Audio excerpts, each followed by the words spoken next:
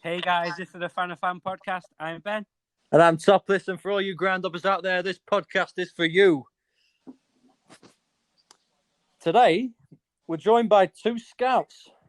Believe it or not, we've got Dan from Hallam FC. How you doing, mate? I'm good, guys. How are you? You okay? Fantastic, mate. And we're also joined by Liam, who scouts for Hallam, and Chorley FC. How are you doing, Liam, mate? Evening, lads. Yeah, I'm all right. You? Yeah, great. Thank you, mate. Yeah, it's good to have you on. This will be an interesting one. Who's found the best player so far? Probably neither. Yeah, probably neither. Well, I don't know. After the result of the weekend, lads, I'm sure one of you's done quite well. I'm not taking no credit for it. I've just been told off there that you were taking full credit. No, I don't want to get told off by the higher ups. All right, well, let's not stitch him up before we start. Yeah. Because the cup run's going fine. So first question for you lads is what's your background in football? We'll start with you, Dan. Oh, my background in football goes back a long time. I played football when I was younger, youth football, and then from there, I'm a big Chef Wednesday fan. Obviously, I know one of you guys are United fans, so we can talk about a different time. I've watched football since I was young, literally 5 or 6 year old. My first game. I mean, you guys know this. Go to your first game, you get drawn into it all. So I went to Hillsborough as a kid, never looked back since. And I played in my youth, played on streets, just a big football fan, just absolutely love it. It's like a drug, absolutely love it. Definitely agreeing on that one, like a drug for sure. Absolutely. Liam, what about you, mate? What's your background in football? Well, I've pretty much done it all in football. So obviously, I played as a kid. Once I got to a teen, I started refereeing, and then I got into coaching on junior football. So I have my own junior club now, and then obviously I'm now scouting in it. So most jobs in football, or most roles in football, I've pretty much done, and I've been doing that since I was 5.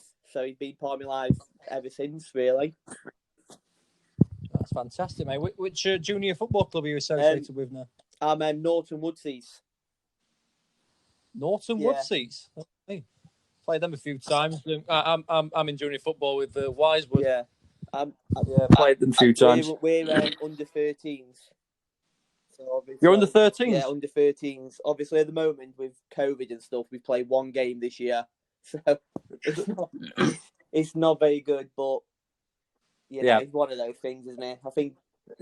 Just to point out though, as well, I had the Wisewood under 13s for the last 2 seasons. Yeah, I swear we played you last season. Don't know if you remember. Yeah, probably. There's one time. The first game, you beat us 4-1. The second game in January of last year, we won 2-1. I don't know if you remember those games at all, or if it was a different team. Yeah. We gave them an absolute telling off after that loss against you. Who, the team or the referee? The team. Don't worry. You sure Liam went refereeing games time as coaching it? Probably. It doesn't matter though. We got promoted in the end, so it was fine. Yeah, well, we just stayed up, thankfully, as well. We gave you them 3 points to keep you up. Don't worry.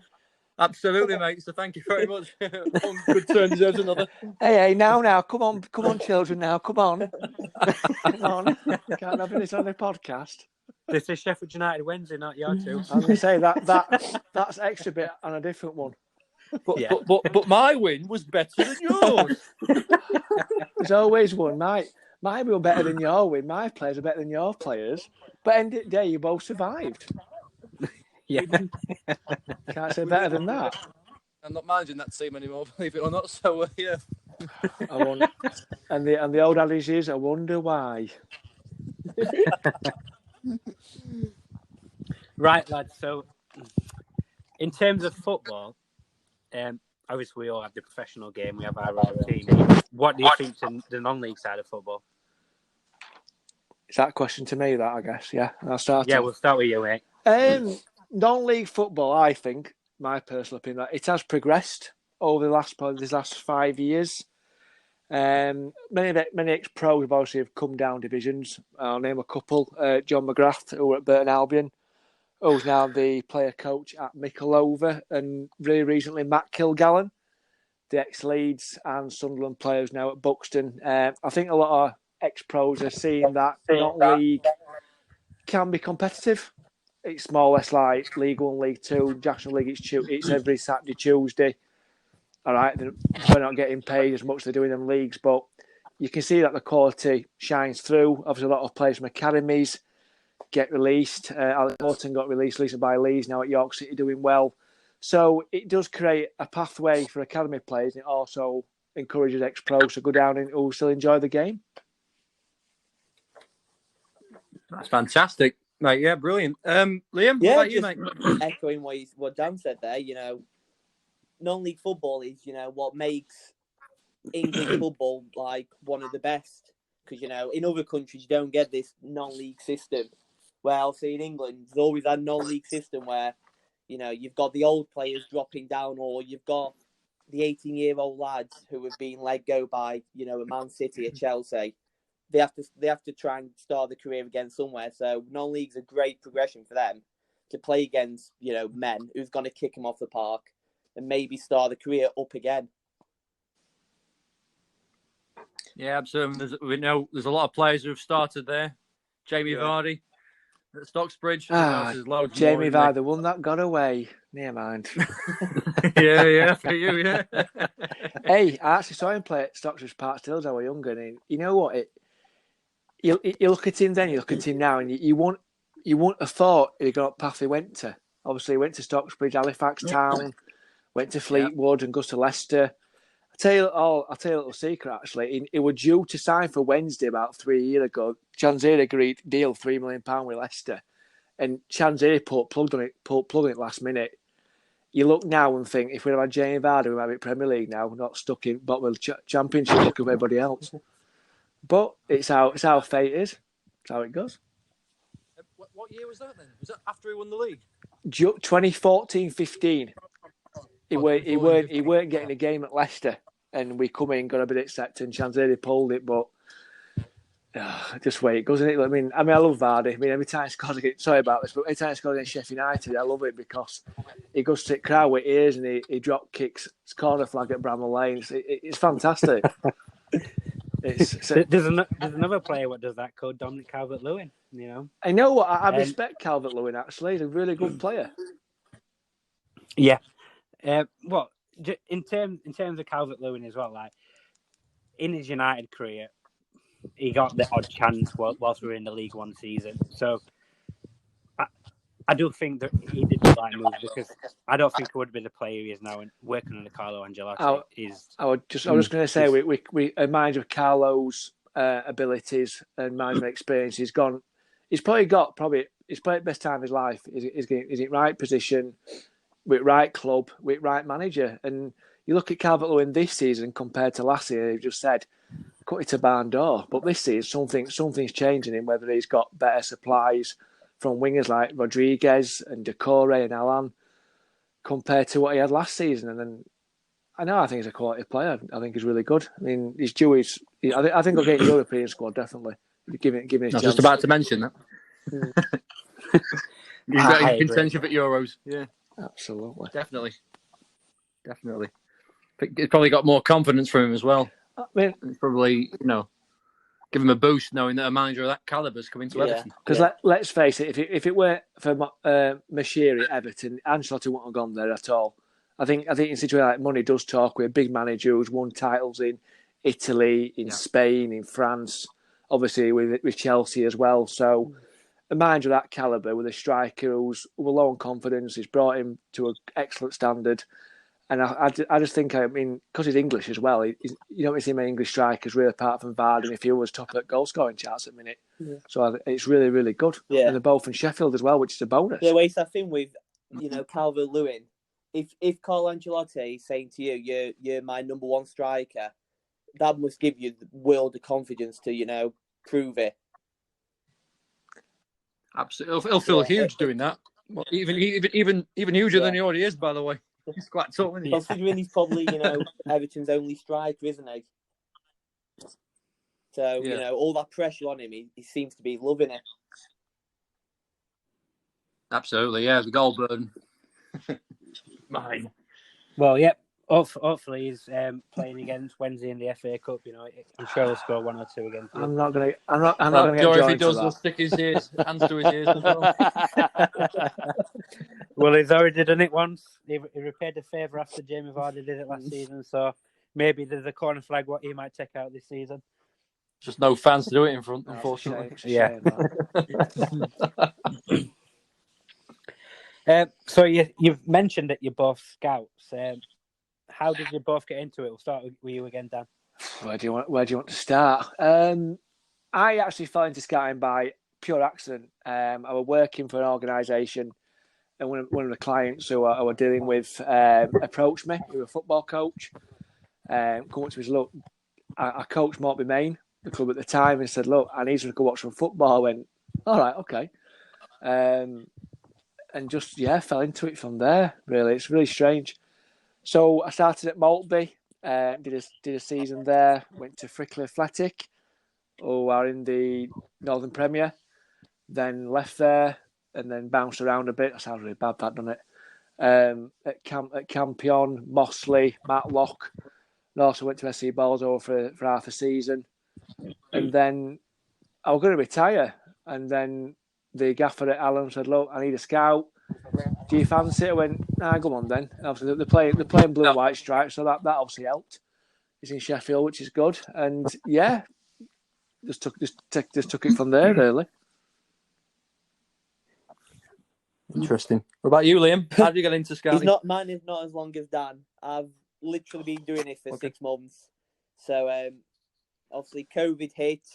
I was sat at home, I had nothing to do. I always thought like, scouting sounds all right, sounds decent, but do I want to do it? Therefore, now COVID, therefore I'll take the plunge, go and do it. Did my level 1 courses online, done my level 2 online, and then obviously just putting feelers out to clubs saying like, do you need anyone's help? So obviously I went to Sheffield FC, I went to Hallam, I went to all the local non-league teams. Obviously Hallam let me join in, and obviously Chorley have let me join in. And that's obviously, at the moment, I think I've only done like 6 or 7 games. Because with COVID, you book a game next minute, leagues finished again, you say like back to square one. So you've actually been going to games then in the non-league and been watching them live? I've been going to games Hallam's level because, you could have 150 people there. So, but all my Chorley games have been pretty much going onto a club website, streaming it, and watching it from literally your bedroom and just doing it from there. Must be better being there at the ground, obviously, because you can see it all angles, can't you? You can watch them off the ball, whereas on the telly, it's quite difficult, I imagine, isn't it, with the camera views? Can't stand streams because they say to you, watch the right winger. So you're watching him, and next minute the ball gets sprayed to the left wing, and you don't know where he's gone because you can't see him. So when they ask you how is he off the ball, you're like, I don't know. Say, Liam, you want a pair of binoculars, mate? You want a pair of binoculars, you can see him better when he switches wings.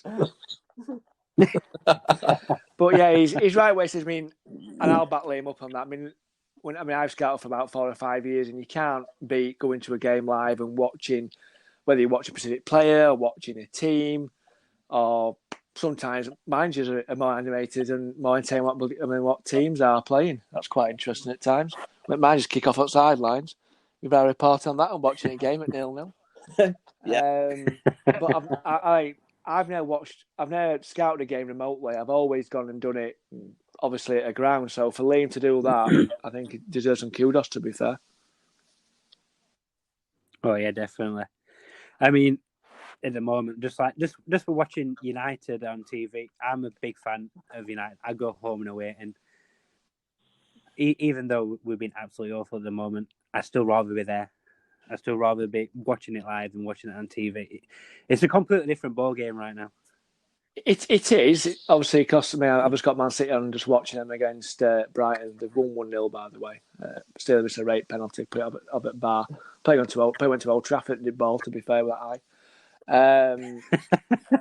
But yeah, I mean, like yourself, I'm a Wednesday fan. I try and watch Wednesday as much as I can, but you know what? I'd rather go to away games than home games. I know it sounds really strange, but going to away games, I don't feel as nervous.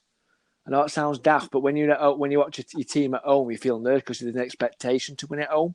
They always say win your own games, but when you go away, if you take a draw or you get a last-minute winner, it probably means more than an home win if you understand where I'm coming from. Yeah, I completely agree. With away games as well, like you said, it's win your own games, pick up as many points away, but it's the fans as well, what part of it, the atmosphere, especially if you're scoring the 90th minute, you're going absolutely mental. And there's that side of it, which probably helps. Whereas if you're at home game, it's sort of your same routine. You might go to a pub or watch it, but that it's a completely different atmosphere. I'll just do what I do. Buy tickets and try and get into away, but if not, I'll go into home and keep quiet. Sorry, I showed that secret out, but there you go. That's what I do at Hills. I've done it before, mate. I mean, Oh yeah, I did it last season, mate. When Liverpool came to Bramall Lane, City at home end, and it's at home end. One scored, and everyone was chanting, "Do you know?" And I joined in, like, "Do you know?" But obviously not for the same reason. Last Wednesday game I went to, I mean, you'll laugh at this. We got beat 5-0 away at Brentford, and I went down to watch it. I went to home end, obviously to see Griffin Park, and to know anybody else that last game we spectated at Griffin Park before it got knocked over. So I'm still there thinking, you know what, am I going to point out of this? Go 1-0 down, go 2-0 down, 3-0 down at half time. I thought, oh God, here we go. This might get worse. Then they scored a fourth. Then they scored a fifth. I'm just like, I'll give up now. I'll give it up. I left 5 minutes before ending. People looking like, why are you leaving for? Not obviously trying to disguise I was a Wednesday fan. I just snuck out. So I thought, hey, if I don't get out of here, you never know. But I've done it many places watching Wednesday away. I've done it at Wigan Athletic and another ground. Wigan's a lovely ground as well. But you've got to know your surroundings. You've got to be careful because you want to cheer when your own team score, but you've got to remember who's around you. Yeah. You know what I mean? Oh yeah, definitely. How did you react when Brentford scored? You know what? I just joined in cheer because Wednesday was that poor that day. I thought, well, I've come down for Cracker Miles to enjoy it, despite getting hammered 5-0. It's tough you're doing it. You got to blend. I know, obviously, in a way, we got to blend in with own fans, whether it's just standing there watching a game, cheering when your team's getting hammered. But yeah, I say a lot of fans do it. I mean, I've done it at Blackburn vs Man United FA Cup a few years back. My brother sat in Blackburn End doing half at Blackburn End with Man United fans who got tickets for home end. It's going to happen. Obviously, I know a lot of teams are trying to crack down on it, but when you register for tickets at any club, they're not going to say, "Oh, where do you come from?" Because you might have like at Man United, you have fans coming from China or from Ireland or from mainland Europe. They're not going to say to you, "Oh, you're not from Manchester, you're not coming in." So it happens. It happens day in, day out, week in, week out, doesn't it? Really? Yeah. Oh yeah. Yeah, but it depends. If you're not wearing any club colours, I'll give you an example. What I saw once. There was a video on YouTube by a guy called Thogden. Right. And he went to watch QPR against Leeds at Loftus Road, and there was a couple of Leeds scarves in the home end. I remember this. Go on. QPR fans were not happy. It was all caught on camera. They were shouting, "Fuck off! It's my end!" Honestly. And stewards that Leeds scored just as they were having a go at him, and they both turned around. These two Leeds fans just put their arms out like that. And after a couple more, like it was going to be a fight. Stewards had to do something, so stewards had to force them out. But there was another two Leeds fans, but they were an old married couple, I think, like an old one with a Leeds scarf, and they were probably being horrible to her, like get out, and stewards had to chuck them out. But it's like only because they're wearing the scarves. I think if they weren't wearing the scarves, they would have got away with it. I have had it even worse. One a couple of years ago, I went to Bramall Lane. Obviously, I'm not a United fan. I went with my dad. He's not a United fan. We just got free tickets from junior football club, so they thought I will go. United v Bristol. I think United were 2-0 up and lost 3-2. And Bristol's third goal was so good. Started from the back, all over the pitch. I think Vyman chipped it over keeper and went in. And my dad just turned to me and went, "That was such a good goal." And obviously this guy overheard, and he just stood and went, "They're Bristol fans here. They're Bristol fans here." And we're like, "Mate, we're not Bristol fans. We're just fans. Like, we don't want Bristol to win or United. We're just watching a football game." And then, obviously, about 5 minutes later, referee blows whistle, full time. We stand up, we're about to leave. Stuart comes up and goes, "Oh, can you two just wait there?" So like, "Oh, okay." My dad's like, "Why?" He goes, "Oh, we're going to escort you out because there might be some people waiting outside for you." And we're thinking, hey, we're thinking, like, what? We're not Bristol fans. Like, I don't sound like I'm from Bristol. Like, I'm definitely not a Bristol fan. Don't worry, it was just a real good goal. And it's not like my dad got up out of his seat and cheered and went mad. He just turned to me and that's such a good goal. But my dad was always one of those, like, because we live 5 minutes away from Bramwell Lane. As a kid, I always used to go Bramwell Lane. But because we weren't fans, my dad just used to watch it for football. So if there was something good, he used to just say, "Oh, that's good, that was actually a good goal." Or, it should have been a red card for the United player because it was a red card. But, you know, I used to be like, "No, I'm a Sheffield United fan for 90 minutes. I'm just gonna, if they start celebrating, I'll celebrate just to fit in." But no, my dad, it was all right when I was a kid because no one's going to beat up a dad with a 8-year-old son.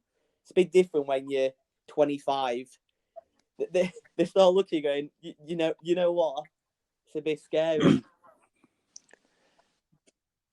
Yeah, I mean, I was at that game myself as well. I think from where I was sat, a lot of United fans were saying, "Marvin Johnson, you whatever." I don't know. Because, from my view, I thought he was to blame as well. Yeah. Having said that, it was a good finish. It was well worked, but it could have, in my opinion, been a bit better defended. But you look at that in two ways. I mean, going back to what Liam said about fans being in other ends, I think when players like celebrate, they try and incite fans. So a lot of players, I mean, I remember everybody all doing this to Arsenal fan when he runs to the other end to Etihad and incites Arsenal fans. Exactly. And I don't agree with it at all. But like Liam said, you got to be careful. You don't know who's round you, do you? You've no idea who's watching the game, who's round you. You might be saying that to one of them ultra people or somebody who's been in band back in the day. Or you might be saying to somebody who just thinks, "You know what, I'm here to watch a game." So, like I'd make plenty of times, just be careful who you're around, really. Just watch your surroundings. Yeah. But I know Fulham have got what they call a neutral section out there at Craven Cottage. This has been mentioned a few times, and I think that's something that a lot of football clubs could actually start introducing. Just have like a quarter of a stand where you put neutral fans in. They're going to pay the money for the ticket. They're going to cheer both teams, so it could be something that they might look at going forward. Who knows? But I think Fulham's a cracking example of that. Yeah, I've heard of that as well. Commend them for it. That's brilliant. The ground uppers end. I think every stadium needs a ground uppers end, mate. Trust me, everyone needs that. Yep, it's growing. It's a growing hobby. A lot of people are going into it accidentally in some cases. Oh, some people just fall into it. Yeah. So, in terms of fans, like you said, when you're at a professional team's ground, more than likely, if you get caught, you're going to get aggro. We've been scouts. I'm guessing you've been to multiple different grounds in non-league and not supported any team. Have you ever experienced that? Not really. I mean, you get. I went to Rossington, Maine one night, and these kids were asking me, going, "What are you doing?" Like, "Watching game, kid." "Why?" There's 3 of them, about 15, 16-year-old. Like, "What are you watching game for?" "I'm scouting." "All right, what's that?" And I'm thinking, I ain't got time for this. So I'm trying to record set piece, and I've got these kids asking me all these questions. Obviously, when you record set pieces, obviously it records your voice. So these kids are like, "Oh," and this kid's like, "Oh, he scored." I'm like, "I know he scored. I've just seen it," and I can feel myself getting wound up. Thinking, I thought I've got to stay chilled here, because if not, I'm going to lose it with these 3 kids. So I'm writing notes. "What are you doing?" "Writing notes." "Why?" oh, he's all right, isn't he? I'm like, yeah, he's great. Thinking he's bloody crap, really. But hey, somebody's opinion, some kids' opinion is not a bad opinion. And these three kids, all first half, just won't leave me alone. So I thought, right, second half, I go from the position and go right over end at field out at way, literally at corner flag out at way, just to get away from them. I mean, I don't mind being asked questions and that, but when you've got a job to do, you've got a job to do, because obviously you're spying camp to make sure that we try and beat oppositions. But yeah, kids are annoying sometimes, but apart from that, you can't get left alone. Well, I do anyway. I'm not sure if Lane does, but I get left alone most of the time. You get chatting to, well, what I do, I get chatting to, say I'm going to Pargate and I'm scouting Pargate, and there's obviously they're at home. I'll talk to some of the home people, like, who's the best player, like, what's this number 10 like, just so you get a bit of a feeling, don't you? Of also, I'll keep an eye on more of him, because he could be a danger for when we play him. So, but I haven't had any bad experiences. I haven't been chucked out for a game or being told not to go. Obviously, I know it happens further up in the leagues. So I know, like, when I start going matches for Chorley, I know they've had experiences where, because at that level you have to tell them you're coming. So you tell, say, York, oh, we've got a scout from Chorley coming, is that okay? They could say, no, we don't want you. And if they do want you, sometimes they put you in a corner behind a post and you can't see nothing. So he's there going, okay, but I can't scout because you haven't got the angle of it. Where obviously Dan will tell you at Hallam's level, it just, you don't need to tell them you're turning up. Turn up, pay your £5, they're happy, they'll get a £5, you get a cup of tea, a sausage roll, a pie, you're sorted.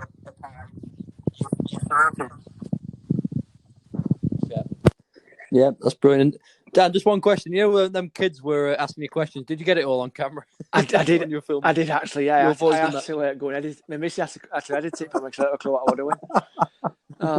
The whole first half. I'm like, what are you doing? What's this? I'm like, look, guys, I appreciate a lot of questions, but this is the wrong place, the wrong time. After the game, you can quiz me all you want to do, but not during game. And they're all right, to be fair. But I had to move it second half because they're doing me head in. Asking me like, what are you doing? And what? I'm just like, look, are you Rossington fans? Yeah. Oh, right, okay, right. And then you will report and say, right, what's his play? Oh, yeah, I think he's crap. Well, great, write it down. He's crap. Goalkeeper's got bad hands. Oh, right, he's got bad hands. Okay.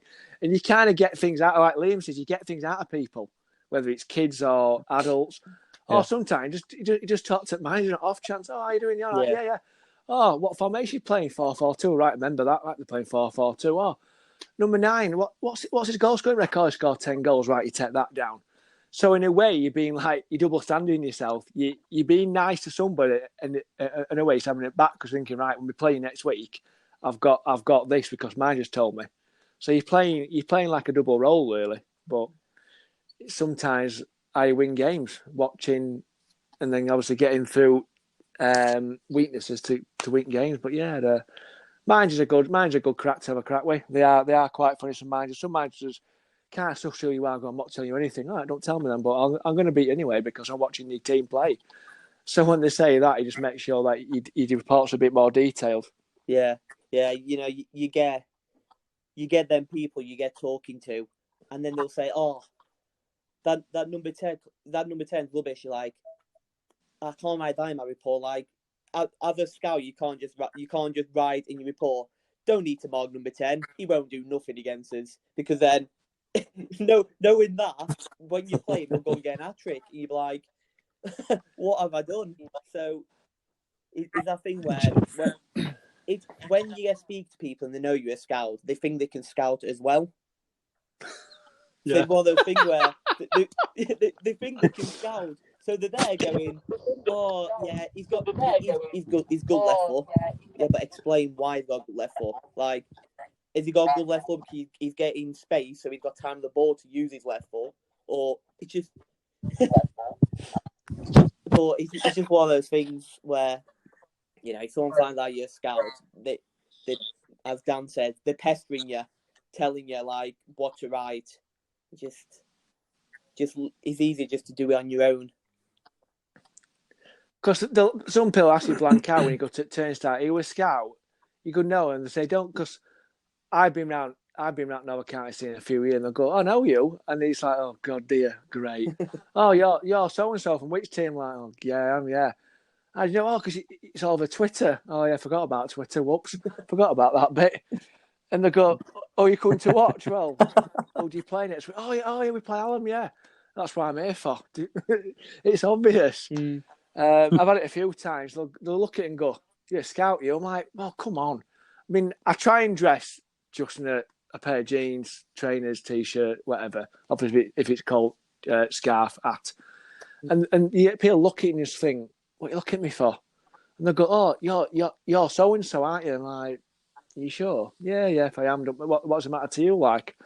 But when you've been round circuit a few years, you do get noticed. But as Liam, because Liam's fresh on scene, I send Liam out to places because he's not well known as much as me, so he's not as recognisable.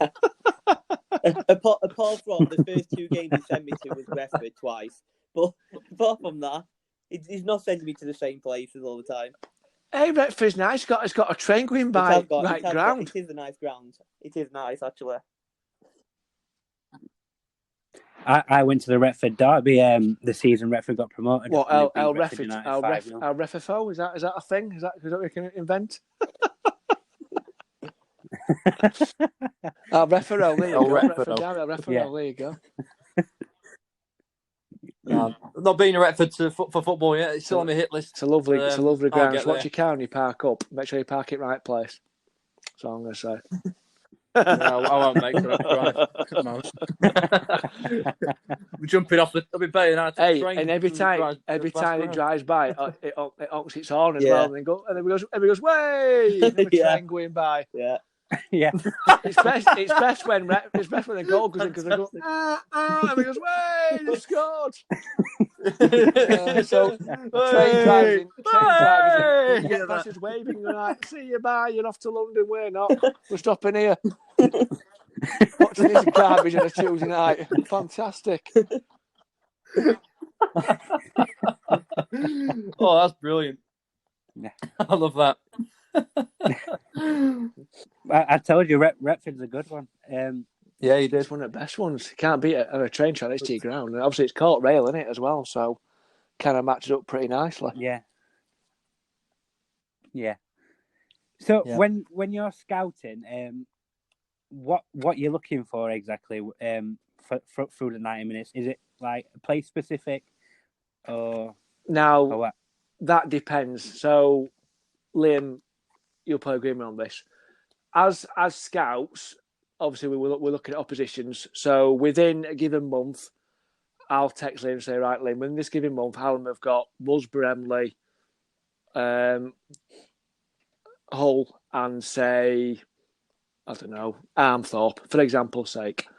So what I'll do is, on a Tuesday night, usually when I'm watching football, going through fixtures and seeing who plays, I say to Liam, "Right, there's 4 fixtures against these teams." And because I'm nice to him, I get he can pick what he wants. So I say, "Right, take you pick what you want." So he usually picks local ones. So I have to trek to like Gull, where he'll play, and I have to trek to Retford. I have to trek in everywhere. And he's, "Oh well, I'll go to Armthorpe. It's round the corner. And I'll go to Johnfield because I live 5 minutes front ground." So that's all right, mate. You do what you need to do, and I'll take out to spin down A1 to whatever, or down M1 somewhere else. And I know he's gay, but he's, in all honesty, he's a good kid. He really is. He's made my job easy this year, bless him. And then if we're looking at players, Gaffer will say, "Right, boys, I want a striker. I might want a striker, midfielder, and a defender, for example's sake." So again, what I'll do is I'll look at stats. So into the teams who's got more clean sheets, striker wise. If we're a Division 1 team, can we try and get a player from Premier Division to bring him down? Can we entice him? Or do we have to go to that thing called Step 7, which is Sheffield Senior Counties League? Now, I don't know if you boys have been to that kind of football, but it's not the Yeah, we best have. in the world, and that's not being disrespectful at all. And you might get the anomaly of thinking, you know what, there's a striker who scored 20 goals during that season. You think, right, go watch him. And then you're comparing to what we've got. So let's say we're comparing a striker for, I don't know, North Gorber, for example. We're putting him against Kieran Watson, who is Alan's main striker. And we'll have a look and sit down and say, right, he's got this, he's got that. He's got 20 goals, but Kane's only got 12. Is that because they play in different divisions? Do they out ball up? Are they physical? Do they get into the box? Do they out ball up? Do they try and integrate other players? And we'll work and analyse it and see what we think. It don't always work out. Sometimes you get strikers from these lower divisions and they take like a duck to water. They let ground running, and sometimes they're out the depth. So it really depends. It happened with me at Maltby. We signed a kid from Swallowness who were in the Shepherd Counties at the time. Gaffer at the time went, right, go watch this player. I think he's really, really good. Blah, blah, blah. Went to watch him and I went, he's all right, but I don't think he's Northern Counties quality. But he signed him and he's not there now anyway. So, but there you go. As an example there where Gaffer thought he did well, but at the end of the day, we can only not make a decision, but we can influence it. But at the end of the day, it's down to the management team whether they make a decision, whether they think he's good enough or not. And you find that in scouting, whether you scout it Northern Counties, Premier League, Europe, South America, the manager and the owner, the chairman always have the decisions over you, which I totally respect. Yeah. Well, it's one of those things where if you're looking at a player, you can see him once and you can think, oh, he's really good. And then you go back to manager, I'm like, oh yeah, he's good. He might have that, he might have that. But then you've got to go and watch him again and again and again because it could just be a one-off game. He might just play well that game. And then you see him again and he might be awful. So then you've got another look at him going, oh, actually, is he actually that good how we saw first time? Or is he just average? So, you have to go more than once if you're going to just watch an individual player. And then it's all about opinions, isn't it, in scouting? So if Dan's got an opinion on a player and he says, oh, go and watch him, and I go and watch him, my feedback could be completely different to his. But that could be because I've seen something different than he has, or he had a better game when he saw him than I did. So it's all just opinions of, and that's where you just build up a portfolio on what he's done over 3, 4, 5 games before you go, actually, you know what, let's go for him. I went to watch a goalkeeper 5 times over at Frickley. I watched him 3 times in the space of 2 weeks, and then I watched him again an extra twice to make sure. I had to convince Gaffer that he were actually good enough for Northern Premier, and this kid were playing in Division 1 at Northern County. So it depends. I mean, some players do step up to that grade, whether it's 1 division up or 2 divisions up, or even 3 divisions up, and some unfortunately go other way. They'll sign players and they might play well for 10 games and they might go on a massive dip. Then they get released and they go down to Northern Counties again. So it's peaks and troughs, transfers, player registration signs. They're all risk at the end of the day. It's like Russian roulette. You get some right, but unfortunately at times you get some all a bit wrong. It's just where player recommendations are these days, no matter what division you're in our country. Yeah. I mean, when you go to a game to watch a player, do you have to speak to that player after the game, or do you just go watch the game report back to the Come on me, mate. I'll give you 20 quid outside, and we'll take it out for dinner at local restaurant, and we'll sign you. We'll do a photo shoot whilst we're there. Kick everybody outside. Yeah, we'll get you a scarf of you then, and we'll put it over Twitter, plus over social media. So guess who signed for us and is in this restaurant, and we'll tag him everywhere. No, on a serious matter, no, we don't. We just do a report for Gaffer and say, right, he played full 90 minutes or he played 85 minutes. He come off injured. Oh, speaking of which, went to watch a player at Tadcaster when I was at Frickley. The player in question come off after half an hour injured. So like, what do I do now? So I'm texting Gaffer going, Gaffer, this player's come off injured, what do I do? Oh, the stop rest it game, it's all right. I'm like, yeah, but I come to watch one player. We don't play team every 5 weeks. Oh, it's all right, Dan, don't worry. All right, so I stayed.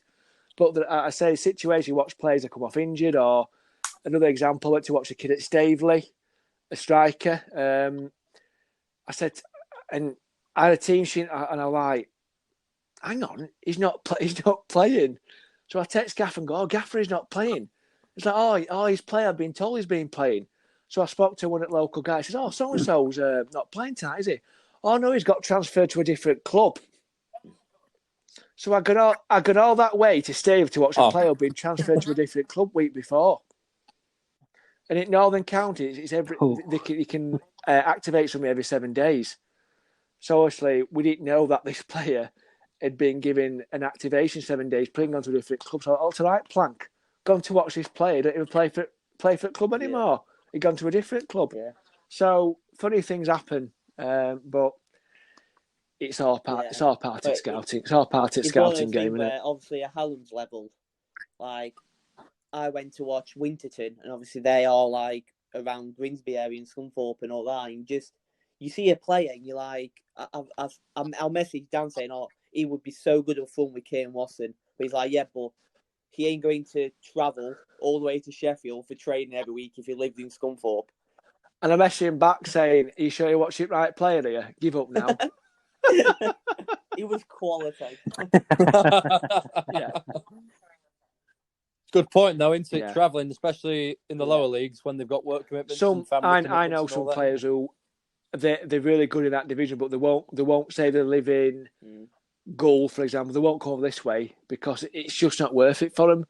And again, like you say, they've got jobs and they've got families. I understand that. I mean, you look at with pandemic at minute, a lot of the Northern County players have gone down to Sheffield seniors because they're not travelling to like Skegness every Tuesday or Campion or Nostell or Armthorpe or whatever else. They're actually playing within Sheffield and Barnsley. So you've got some players who were at Nostell last season. I played with Dormice Welfare. There's 3 or 4 who have gone there, and they're absolutely tearing that league apart because they've got players who have been playing Northern Counties football for the last 2 or 3 years, and they're enjoying the football. And I think as a footballer, if you enjoy your football, you're going to create a winning mentality. It's when players go, you know what, I don't fancy this today. And you can tell when you're scouting, Liam will back me up on this, you can tell with players who can't be arsed, who've been out night before, looks rough as chuff, or you got other players who think, you know what, he wants this today. So you can't engage, in a way, you kind of judge them before you make a report, but it's probably not a bad thing. And also on Twitter, you can kind of see players on Twitter and think, you know what, you're a party animal, or he's a quiet lad, or he's got a good setup at home. Because I think that affects it deeply. I think when you're looking at a player trying to sign a player, it's not about what you see on the field, it's off the field as well. So if you've got one player who's going out getting drunk every Friday night and playing on Saturday, you think, you're going to stay away from him. But if you've got a guy who, I'm not saying stops home reads a book, but hey, some kids at 19, 20 might do that. That's probably the type of player that you want because he's conscientious and he wants to do well. So you factor that as well. Yeah. Yeah, take care of yourself as well. Absolutely. And good preparation as well. Yeah.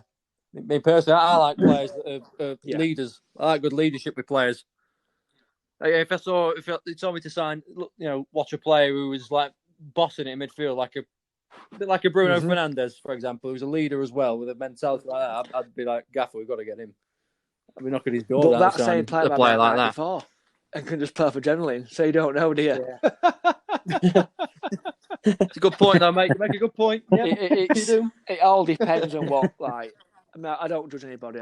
I don't judge at all. But you can kind of tell if they've been out, or there's a player who's really focused, or a player who you think, you know what, it could make a difference to our team. I mean, I've recommended players to Gaffers down years, and I've gone, right, I think he's really good. Oh, we'll sign him, and he's turned out to be absolutely rubbish. But it's about adaptability. Can they adapt to that division? You say, yeah, of course he can. All right, we'll sign him, and he might just not get it. And in non-league football, that does happen. Players go as high as they can, hit a glassy, and then work their way down again because they can't go any further. Yeah, without turning pro. Yeah, well, that happened on my first game I did where I went to Redford. Obviously, Dan told me that they had this star player, so just to watch out for him. obviously I've gone to Redford. I've spotted who this like top talent is, and you're watching it, and you're thinking, yeah, he's good, but he's so lazy. He won't track back. He won't work back. He's not really a team player. Is that what you wanted for your team? But then he might, because he's that good, he might just have that one game where he absolutely rips everyone apart and scores 4 goals for you. And then and it's typical that we don't have a chance to watch you until we watch other teams. It's typical, that, isn't it? Yeah, because I've been to watch him twice, and I don't think he's that good.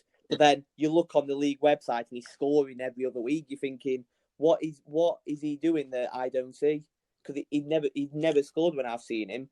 So it's that thing where, you have to keep watching him over and over and over to actually see why he's getting these goals. He's thinking, bloody hell, you're turning up to watch him. He's thinking, right, I've spotted him, so I'm going to play well today. Because Smithy's turned up to watch me, so I put a bad performance in. Yeah, Redford do not like me. Every time I've gone, they've lost. Yeah.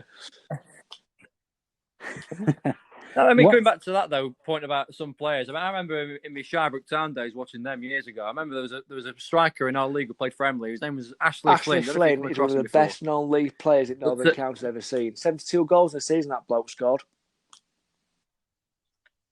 I can remember when Emily played Shirebrook at Shirebrook. I thought this is the top scorer. This guy. I thought, who is he? Honestly, this was just what I've seen. I only saw him that once. I thought, blooming hell, this is a top scorer here. We've got him in his pockets here, lads. I mean, Shirebrook obviously went on to win that game, but I didn't think he was special. But every other game, I was seeing their results. Oh, there he is on the score sheet again. For Ashley Flynn, any time strike, you can score a goal from 2 yard, or you can score a goal from 35 yard, and sometimes it don't matter. Like we've discussed, they could have worst game in the world, but if they get an hat trick, you think he just might do something. And some strikers in our division and division above, they're like that. They might have, like Liam said at Retford, that lad. He might have 2 poor games when Liam goes to watch him, but he just might get that winning goal. Or he just might put that pass through for fellow attacker. So it's hard. When I scouted at Ballsover used to share Shirebrook's ground, if you're aware of that.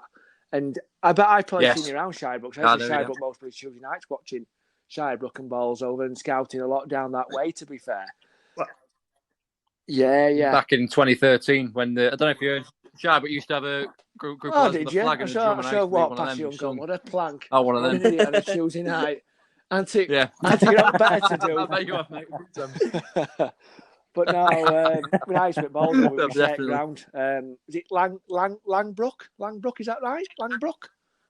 Langworth Road, that's it. Langworth Road. We used to, obviously, Ballsover used to share grounds with Shirebrook, and I used to go down there most times watching Ballsover play, so you could get a report and compare plays to what you went to go and watch. And like you say, you probably planking, cheering, hey, thinking, oh, bloody hell, not him again. But now Shirebrook, lovely little club. I mean, they're now in what division are they now? They're now in the. Are they in East Midlands? Yeah. I think. But now, lovely little club. Yeah. Great cracking. I've been to watch them in 4 years as well. Lovely little clubhouse and that. But yeah, soft spot for Shirebrook. In all honesty, good little club there. Fair play. Yeah, last time when I used to watch them before I moved to Sheff properly, we used to have, I don't know if you've heard this guy, Mark Shaw in charge before he went to Worksop. Oh, man. I mean, we had a shocking start that season. We had Gary Castledine in charge, and we were all thinking, oh, this guy's going to take us up. He's got all these contacts, and we were rubbish, absolute rubbish. And then he got sacked early on, and then we got Mark Shaw appointed. We never heard of him. We knew that we got him from Sheffield FC, which were 2 leagues higher at the time. So we thought, oh, this could be interesting. And we just started overhaul the squad, win, loss, the odd loss every now and then, win again. And we're in promotion race from being certain relegation to promotion. And obviously, I think he probably came in just a little bit too late because we didn't get promoted in the end. And then we were thinking next season we're going to get it, we're going to absolutely swamp it. And then, unfortunately, you kind of find that in them divisions where you can have a squad at the beginning of the season. That manager leaves, like you say, Mark goes in at Shirebrook, and totally rips you to shreds. And next week, it's happened to me a few times where I've gone to watch a team one week, they've sacked the manager, and go watch the team next week and go, hang on, this is not the same team as last week. Oh, yeah, new manager's coming, he's bought 20 new players. You go, wow. So it can happen in 7 days. I mean, I used to be cursed because I used to go watch teams scouting, and then after the game, they just sacked the manager. It happened 3 times in a row to me.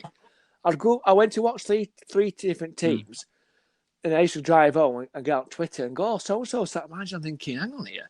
Am I accursed to managers getting sacked because I turn up? But yeah, we're kind of spooky, but like you're saying, you can have it happened to one club in Northern County Division 1. I won't name them. They've played one game, had one manager, brought in 15 players, and then they've had a break because of COVID. They've come back, got a brand new manager, and they've brought in 15, 16 brand new players. So the turnover of players in Northern Counties is unreal. Yeah. You get players having 3 or 4 teams per season, and because it's non-league and you can activate somebody in 7 days, as I say, they could have multiple clubs with this season. So you can watch one team, he's playing for one club, and go a few weeks later and go, same player was playing for this different club. Same player again, different club again, and it depends on managers whether that manager likes that player, whether that manager don't like that player, gets rid. So it up and down leagues, it does happen. Yeah, it's just one of those things where at that level, there's a lot of, if a new manager comes in from another club, he'll bring a lot of players from his old club with him. Absolutely. He's used to, they know everything about him. They could achieve success at that club, so they've all just gone here, and it's literally like the old club, just under a new name. Yeah.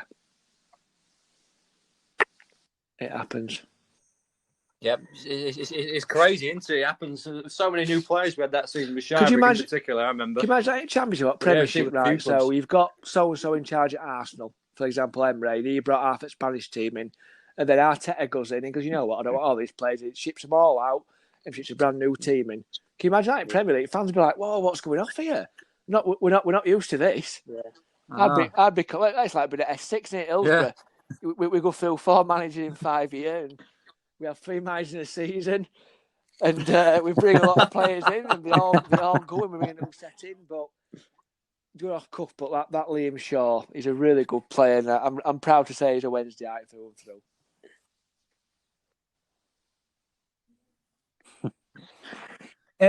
So, Liam, I saw this on Twitter a few times. You asking teams if they have team sheets. Is there any particular reason you have that? Is it just so you can see if that players look for team sheets? Just knowing, because it's that thing where non-league level, everyone will just wear the starting 11 will wear 1 to 11. So you're looking and you're seeing, number 10 was Kieran Watson, say, and then next week you go and watch him, you're thinking number 10, it's not even him because he's on the bench and he's number 15 today.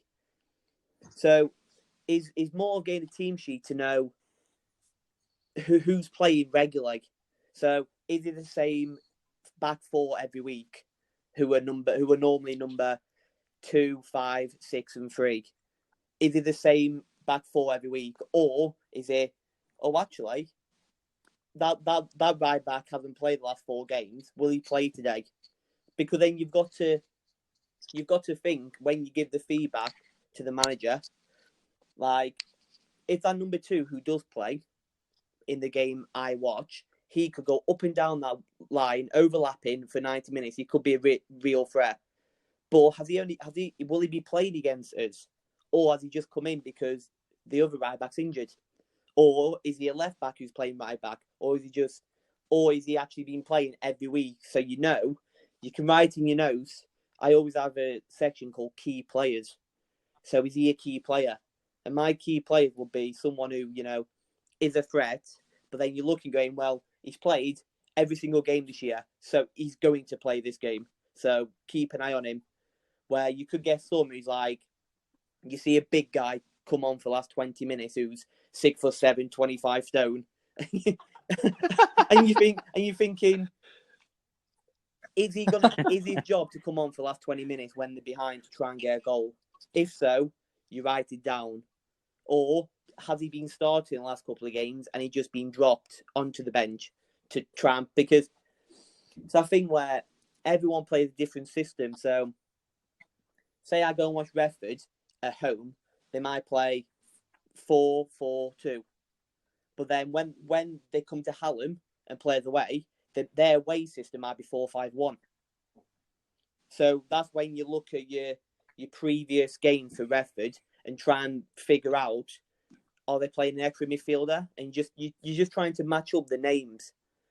So you're trying to match up, oh, he played, but he played there. So, okay, so he must be the centre rock, he's number 5. Then you could get a guy who played number 8 one week, and next week he's playing number 2. So it's like, oh, so was he playing right back, or is he now playing the extra midfielder?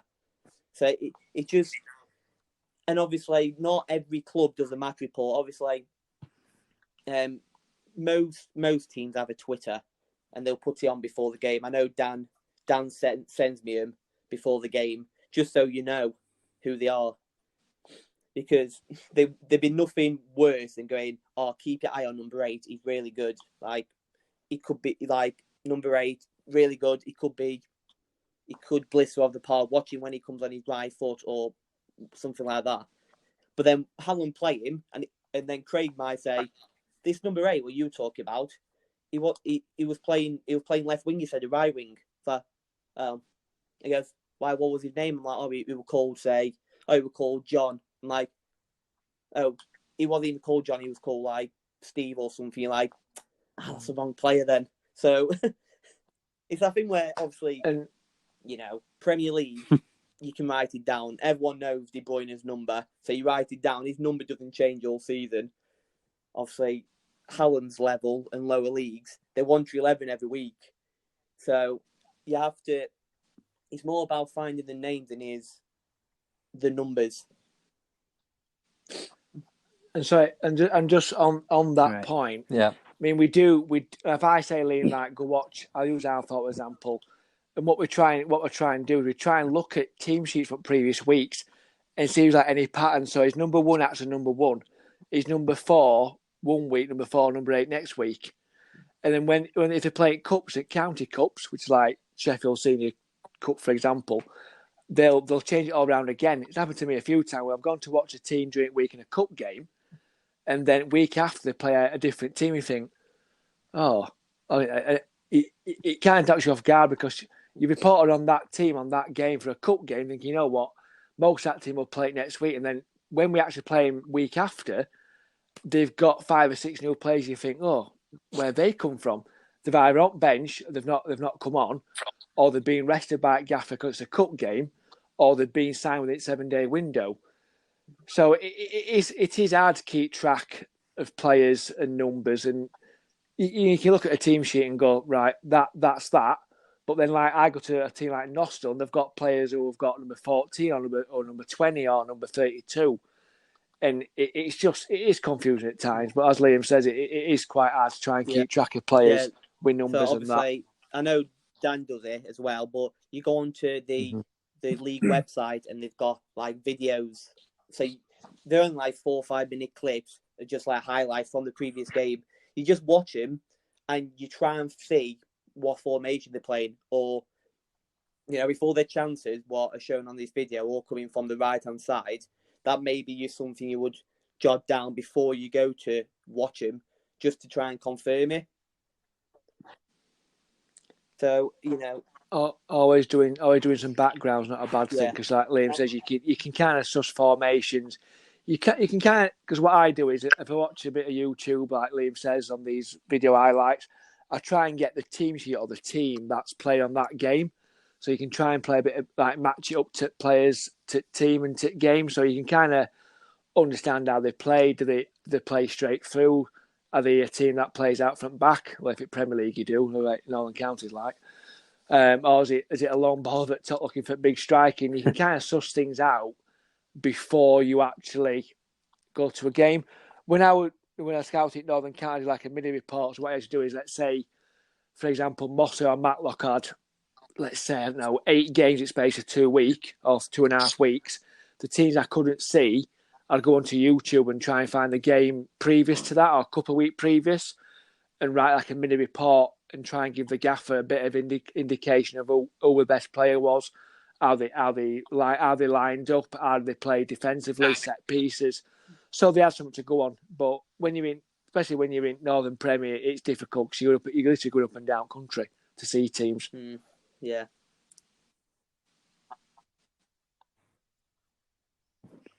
So, what's the furthest you've travelled for a me? game to scout? Oh God, I would say Marsk, which is in Tyne Tees, just before Middlesbrough Newcastle border.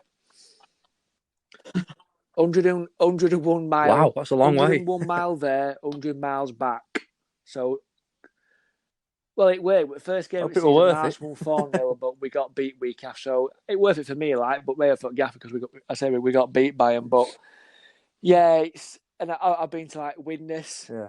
That's a trek as well. That's a bit of a pain in the backside. Yeah. I've been far down as Leek, which is in Stoke-upon-Trent. Yeah, that's a good little ground there actually. That one? But in terms of Northern Counties, I'm in Skegness yet. I'm gutted. It's the only ground I need to complete both divisions. At the minute, I can't get there because of this thing called COVID, which keeps appearing everywhere. But yeah, Northern County try and keep it local. But Northern Premier, he might be at Widnes one week, then he might be going down to Leek next, and it takes its toll when you travel, especially on a Tuesday night. I mean, I've been to like Clitheroe on a Tuesday. I've gone straight from work, got in car, got changed, gone straight across to Clitheroe to watch a game, to get back home for about 10:30, quarter, then I'm back up for work, then at 7 to do it all again. So I know people say, "Oh, football's glamorous and football's great." It is as a spectator sport, but when you're actually working it ain't that glamorous, to be fair.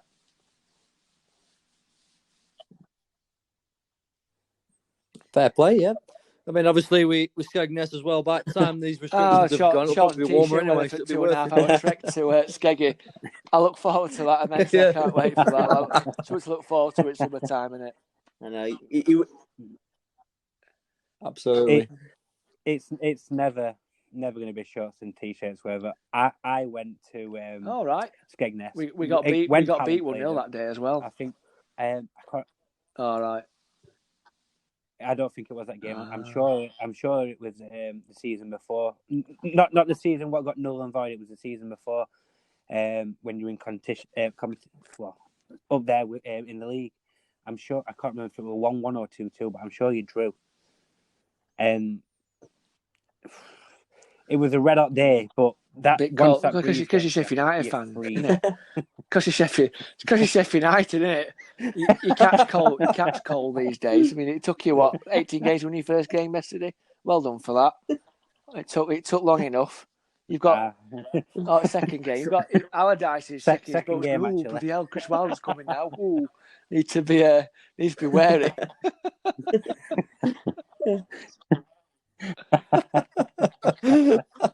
Well, to be fair, it was minus 6. Let's get it right. We got 6 points back. Don't matter. It was minus 6. We got 6 points back for being good. Well, not good, but we kind of got round it. We still produces profit and loss accounts to HMRC, but don't matter about it, does it? We'll move swiftly on.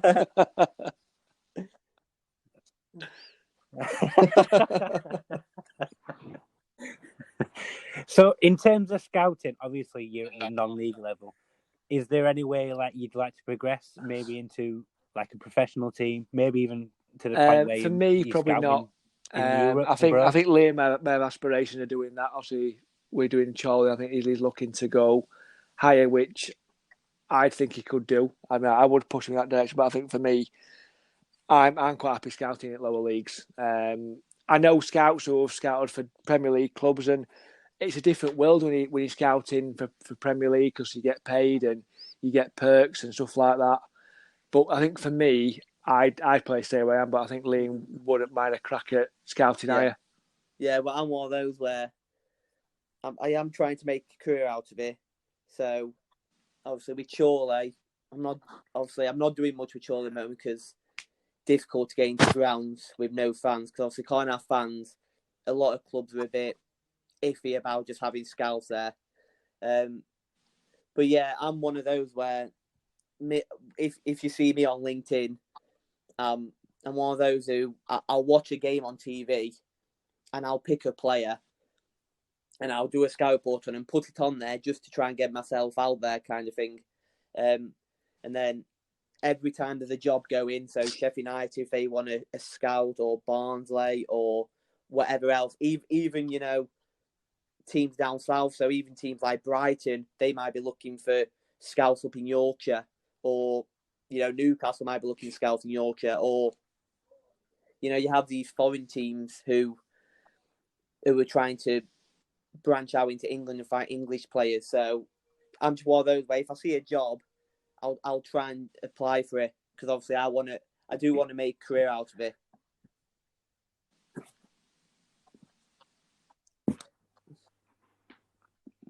What would your if I dream had to pick a aspirations team, be? What would a team you'd Don't want to say be scout Sheffield for? United. No, absolutely no chance. They turned me down, didn't they, Dan? So Oh yes, no, his own club supporters turned him down. Went near mine, mate. There's always Wednesday no, crossroads. it's fine. I'll go to the I'll go to Chelsea and live in West London. Imagine that. That'd be nice for you. Good luck with that, mate. You take me. You take me with you. You take me with you. That would be lovely. Yeah. Long way Remember to this go, yeah. podcast when you know Remember what day and time we spoke about it as well. You know what? 10 years ago, I spoke to these guys. Look at me now. Head scout at Chelsea, being all these foreign talents in. Yeah, no. First play I'm signing is Liam Shaw. Straight away. Well, mate, it'd be worth $1 million in a few months' time. He signs that contract. I'll get him to rebel against Sheffield Wednesday, so we get him on the cheap, and then you'll be in the gutter. Oh, bless. Oh. You know what? If somebody offered Wednesday 50 million quid, I think we'd take it. 40 million, 50 million, to be fair. It's better than John Rhodes. We spent £8 million on him. He hasn't done much, has he, for 4 years? That's a different podcast. And John, He's been his own defence, we'll be here till Christmas talk about John Rhodes' incapability of scoring. Might be able to. Give us a call anytime. Full season at you. Always available. Who are the best players that you would say you've both scouted, if you've got one? The best player you've recommended for your club? Liam, do you want to start Liam first? Considering I've done it for 6 months, I don't think there's anyone that good apart from the guy from Winterton, but apparently to Danny he's not very good, so Winterton, but apparently That's just an opinion. That's not true. If you like him, you'll get Gaffer to sign him. It's all right. I've told you. we've got Kane Watson. I think we don't need any more. Yeah, we've got KW best striker in division, so we're happy at that. I mean, I have had players. Obviously, I've recommended players to managers. Some have done really well, and some have bombed. It's like flipping a coin, heads or tails. You win some, you lose some. Obviously, these players that I've recommended, and Gaffer's going, you know what, I don't like him. As we said earlier, I'm going, okay, fair enough. And there's some players that we've had and gone, yeah, we really like him, we'll sign him, he's done really well. Yeah. I mean, I've had players who've gone from Northern County Division 1 to Northern Premier. I've had players who have gone other way in a good way. But I couldn't really tell you players who have actually done myself. There's one or two I've had, but a lot of them do come from Gaffer's recommendations. Who they'll talk to managers, or they'll talk to players that they've played with and go, right, Dan, Liam, go watch this player. So it's in our league, scouting in our division, it's very rare you can say to her, actually that player's really good, we're going to sign him from our recommendation. Managers usually know the circuits pretty well on that one. Yeah, well, for me, it's, you know, because I work in a school, and obviously I'm around junior football. I've seen some kids who have been picked up by, you know, United Wednesdays. Obviously it wasn't when I was scouting, but when I was refereeing, a kid at Greenhill Football Club called Zach Brunt, who's at United now, I think. He got picked up by Aston Villa or Man City or someone when he was 7, when I used to referee him. Christ. Then he went across to Atletico Madrid, I think. Then he's come back to England. He didn't have a club. He went to Matlock for a little bit. Now he's at United and he's 18. You're thinking, he's been more players than I have. He's only 18, but he's one of those where when you first saw him, Crazy. you've probably seen it under sevens, small pitch. Literally, he had the ball. He could literally run around every single person and put it in top corner. And you're there going, yeah, he won't be here much longer.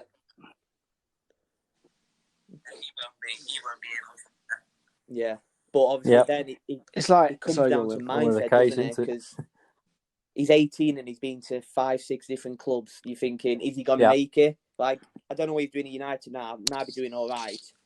But it's a thing where he's all right picking a player up like these big teams do when they're 7. But they haven't matured. They haven't grown up. And you're taking them. Like, I hate it because we've had a couple of scouts going to take our players at Norton. And you're just thinking, just let them play with their friends. Like, I'm not a fan of it. Yeah, it's true.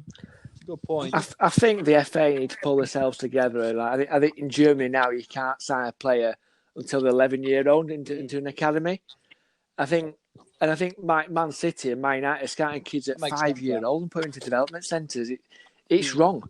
Like Liam says, at that age, let them play with the mates, enjoy the game, and when they get older, like 11, 12, 13, then you start saying, we'll take it on board and we'll see how you do. But I say 5 and 6-year-old getting players into development centres up and down country. I just don't think it's good for kids. Like there was it's like Louis Barry who scored for Villa against Liverpool during the week. He'd been at West Brom and then went to Barcelona, and then Villa brought him back. And you think, wow, he'd been to La Masia, one of the best academy on this earth. And now he's playing at Aston Villa's Boyle Club. And you think, that's a good success story. But another thing I'm going to say, I think more players should go abroad and play. Yeah. Absolutely. I mean, you look at the young Reece Nelson at Offenheim, and you look at Lookman, who were at Leipzig for a while. To me, the kids should go abroad, not only to play football, but for a lifestyle change. I think a lot of English players are too comfortable in their own environment. They need to go out of their environment, go abroad, live a little different, understand different culture, and play a different way. Then they can say, you know what, I played abroad, and you know what, I learned this, and this, and this. And you look at it like with Lookman now. You look at it with what's his name? At Arsenal, young lad there. You can tell they've been abroad because they read game better. They read game different. They can see things coming that English players can't see. And I think there needs to be and there's a trend at the minute where young players are going abroad for a season, and they are going on loan. The kid who are setting on at Spurs and Fulham, who's now at Offenheim for a season. Different player, different mentality. And I think if more English players go abroad, they'll mature quicker. They'll be playing week in, week out. This is why England don't win anything. Because all those players, all those youngsters, they're overhyped. Oh, he's next Gaza like Jack Grealish, or he's next Michael Owen, or he's next whoever. But when they go abroad, they're brought back down to earth. Yeah. And they play with players who might not be as good as them, but in Germany or Spain or France or Belgium, might be next best thing. It's that thing where they get released by Man United at 18, and then they just go, that's me done then. Like, I'll go and find a career. But he's like, why don't, like, branch out a bit? Like, go to Sweden or Denmark or go over to France or Spain. Because there might be someone there who actually does pick you up, where he's always seemed as a bit of a English mentality. You play in England, and then once you get to like 30, you go to China or USA for your last big payday. But it's that thing where you see these British teams, Chelsea and stuff. They're bringing out players from like Ghana and South Africa at 16, and you're thinking like. South American players are saying, you see Uruguayans and Brazilians come over to England when they're 18. You're thinking that's a long way to come on your own to live in a flat. And I just think Britain have a mentality of just exactly is No, I'm happy being here. I'm happy, playing local and doing that. The difference is, though, the players who come abroad want Yeah. it more than the English players want it. I know it sounds controversial, but I think it's the truth. The English players, they get. Well, I'm at so and so club, and I'll be stopping here for the next so many years. These foreign kids are coming, and they want to impress the manager, the under-18s manager, the under-23s manager. They want it more. And you look at a kid called Marcus Edwards who's playing for Victoria Guimarães in Portugal. He released by, I think it was Arsenal or Spurs, a kid. He's gone over there and he's lighting up Portuguese league like no tomorrow. And English clubs are going, oh, we forgot about you. Oh, we'll buy you back now. And Guimarães will make an absolute fortune on him. It's like Sancho, isn't it? He's the same. Yeah, Jadon Sancho, another one. Yeah. I was going to bring that point up there. I remember about 5 years ago, the late Ray Wilkins did a TalkSport interview talking about this subject. And he said he agrees. Like, he reckons English players ought to go abroad. He mentions one player he mentioned. Yes. If you remember, he played for West Ham. At Augsburg, hasn't he? He just scored. Yeah, he just scored against Arsenal, and he said that lad's 16 years old. And the maturity is showing that midfield. He said, "I think he's good enough now, but it's always we'll give him a year, send him out on loan to get some experience, and we forget about him, and we'll bring in, you mentioned Tammy Abraham. He was at Aston Villa and he scored 20 goals, but he says, no, we'll bring in Batshuayi, we'll give him a year." And he said that Lewis Baker as well was playing at Vitesse Arnhem, and he said that all these players they should go abroad to find their level. And look at Jadon Sancho and hope for the future as well. Jude Bellingham as well. He's playing with some great players like young Claudio Reyna's son, Gio Reyna. Also, we all know about Haaland's capability at the moment. He can't stop scoring. Just name a couple there. I mean, yeah, but I think it's changing at the moment. Just because English mentality used to be when they get to like 14 and they're not 6'4", they'll get rid of him saying, "Oh, he's not centre half anymore." Where I think now it's starting to change. Where I think they're starting to go, okay, he's a centre half now. Okay, he's 5'10". Okay, why don't we put him right back and try him there? Or why don't we play him in centre mid and try him there? Or left back and try him there?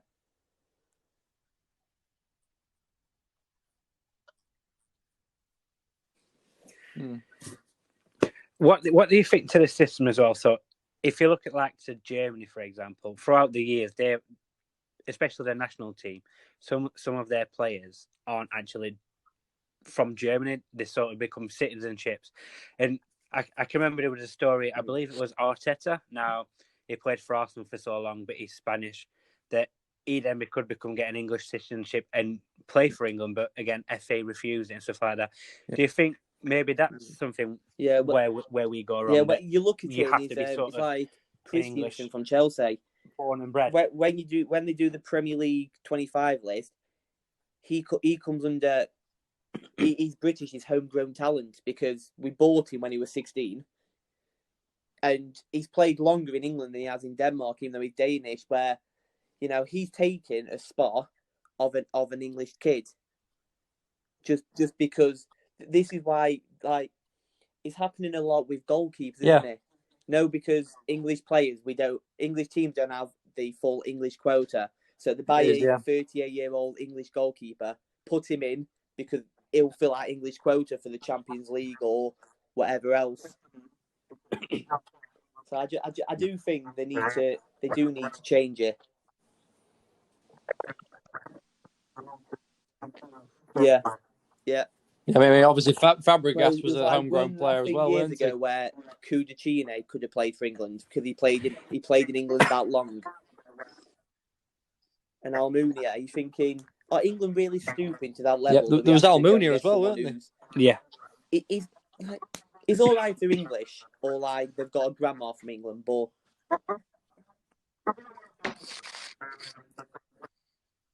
they were born and raised in England as well, because I think there's multiculturalism in a lot of international teams. Yeah, when you look at especially Germany, in France, brothers, one plays for Ghana, one plays for Germany. Players born in Africa. You're thinking, yeah, I think that's probably another place where England messes up a little bit. Not enough multiculturalism, because there's definitely got it. Good player who's Irish, we'll take him. In classic, but he's English, like Jack Grealish. Like he's English, but he plays for Ireland. But now he's English. He's good enough. Declan Rice, yeah. And then obviously, Declan Rice, the scragheads who we don't want to the end. Just get rid of them. People like you, Richard Keoghs and stuff, who like born and bred in Coventry and stuff. You like, but you haven't been capped by the time you're 28. You now become Irish. Just because your grandma went on holiday in 1972 or something, you know, you're Irish. It's like that video in John Aldridge. Yeah. You know, in I think the '94 World Cup, when he was there in an Ireland kit, shouting in a Liverpudlian accent to the four official. I'm thinking, how is he Irish? Yeah. I know. I remember that. It was funny. Fantastic. But it's same with Haaland as well. Am I right in saying that he's from Leeds? Yeah. It's like his dad played for Leeds, didn't he? Is he Januzaj? He was the same, weren't he?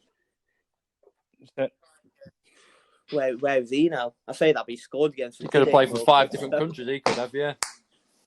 Is he a Belgian? He's Belgium. What? Belgium, innit? Yeah. Because I saw the week. Like, I don't know who plays for now. Playing for Benfica, isn't he now? But yeah, I think he fell off the cliff, and now he's a Benfica. I mean, Harry Wren actually one of the worst players ever signed for QPR. He did. He absolutely slated him. He didn't really like. I mean, no, he was too busy. I mean, a lot of players about that. During the week he couldn't be bothered, but on a weekend he turned it on. And some players are like that. Yeah. I've listened to the Paddy Kenny podcast on the Under the Cosh. Yeah. And he obviously he talks about Adil Tarat about he went in country for most of the week, and then he come back and like, right, boss, I'm a playing today, and then it just go and turn it on and score an hat-trick or something, and then it went right. I'll see you at training on Wednesday night because I scored, and it's the attitude side of it. I think it's that thing with English. The ability players side is not bothered. They get bigged up too soon, don't they? Yeah. Like, I know they've been talking about Phil Foden, and they'll talk about why doesn't he play all the time. You're thinking, but England always do that. 17-year-old kid, they'll play him every week, and he'll burn out. No, like Mike Owen did. Like what best player in world at 21, and then 27 in his there at Stoke because he just injuries because they just played him too much. He's that hype, isn't it? That's what I think England's problem is. Like, you know, Ravel Morrison is the biggest one, isn't he? Yeah. Like, yeah.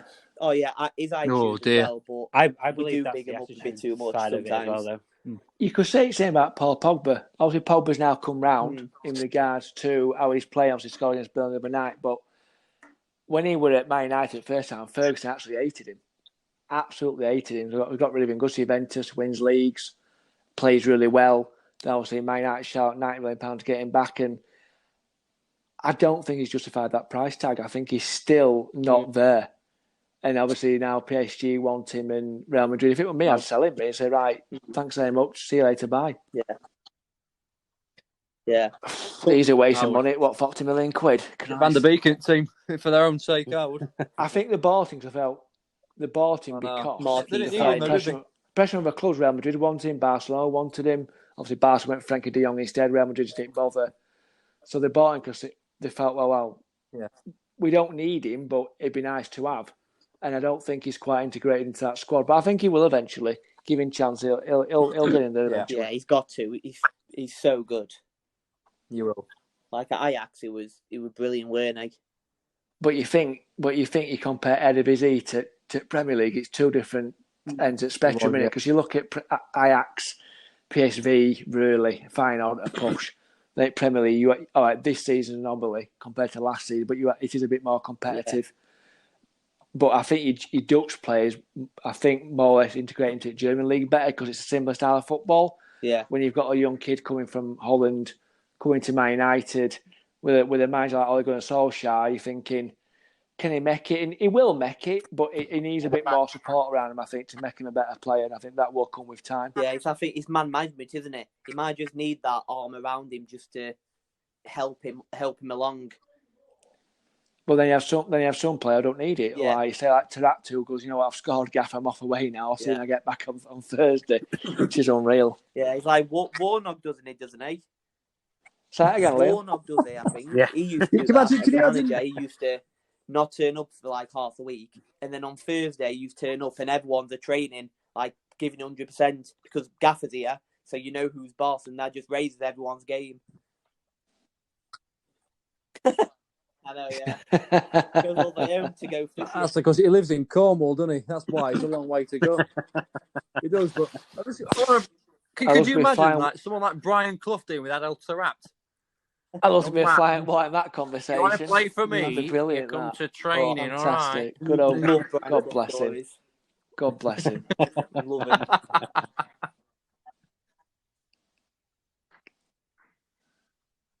Oh man, it'd be amazing. That's the thing as well. It's like when Dean Henderson made that mistake against Liverpool, Chris Wilder come out and slated Henderson, said he's got to do better. And then you just look at how he did throughout the rest of the season. I think he was joint second, maybe third on clean sheets. Got 12, 13 clean sheets whole season. Didn't make another mistake, did he? Yeah. And that's what some players need, whereas some players, they need the arm around the shoulder. They need to be sort of looked after. So it's especially management. Yeah. You've got to know your players. Happened at Wednesday with our three keepers. I mean, Guy was just late keepers to Evan. And then next week they perform, because if they don't perform, they know they're going to get dropped. I think that's aim at game. If you criticise a player wanting to do better, then if they don't do better again, you say, look, come on now, up your game. And I think, like you just said about Dean Henderson and Chris Wilder, he's doing it on a purpose because he knows he's doing wrong. And to me, I think managers defend the players too much. If they made a mistake or they make a poor performance, just say it. There's no point going, oh well, I'm going to do. No, don't defend him. If he's done bad, just tell him. But I won't tell it in front of cameras though. I'd do it more privately on training field. But again, each their own. Every manager's different style wise. And like I say, Chris Wilder's done. He hasn't. I mean, as a Wednesday fan, I don't like the guy, but he has done a really good job for you guys. But is it maybe end of time for him? Has he taken that club as far as he can take it? Who knows?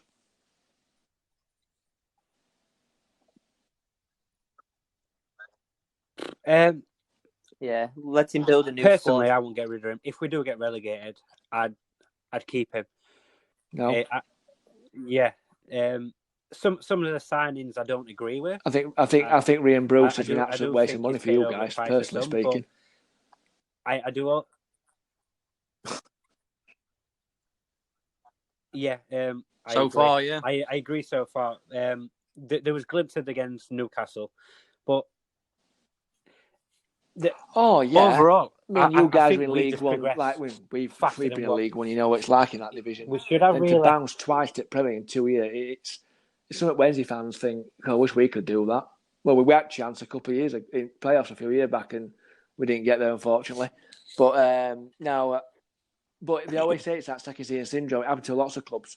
Second-season syndrome. They establish themselves at Premier League, then obviously think, we could attract better caliber players, spend a lot more money, and then when they do drop into Championship, and they drop, like look at Bolton, Ipswich Town.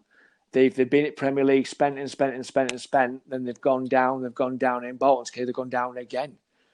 And a lot of clubs do suffer from that syndrome. Yeah, I do think he is building a team for next year because, if they do go down, you've got Brewster in the Championship next year. He should score goals in that level. Bogle as well, who's good at that level. You've got proven players in like McGoldrick, and Jack O'Connor should be back by then, and so on. So getting rid of him will be stupid because next year in Championship, if you're there, you should be up there anyway at the top. Yeah, but you've got a lot of clubs in Championship that want the same thing everybody else does. They want promotion. They want that lights at Premier League and that big money and that. And so if I can go up at the end of the day, but like look at this season in Championship, you look at it and you think, well, Bath are going to go up, Norwich are going to go up, and then playoffs, take your pick. Because there's that many teams scrapping for it at the minute. I still think the 3 clubs that went down last season will go back up. I stand by it. I think Norwich, Bournemouth and Watford will go back up. And you'll see a trend in the next few years where same clubs go up, same clubs go down, and they'll just yo-yo every season because they've got money there ready to spend again to go back up again. Yeah. Brentford. I don't know. I still think Brentford have got it this year, mate. Not good. Not good enough. I think they can do it. Yeah. You can't rely on one player to get into Premier Division. This could be their year. It's more than that. But well. Well, yeah. Well, teams are playing with the white stripes. I remember Sheffield United losing a few Wembley final, especially in Huddersfield Town when he would blast the ball over at Bar, and it's still right. It's still rising now as we speak. It's in Jupiter by the time Steve Simonson, yeah.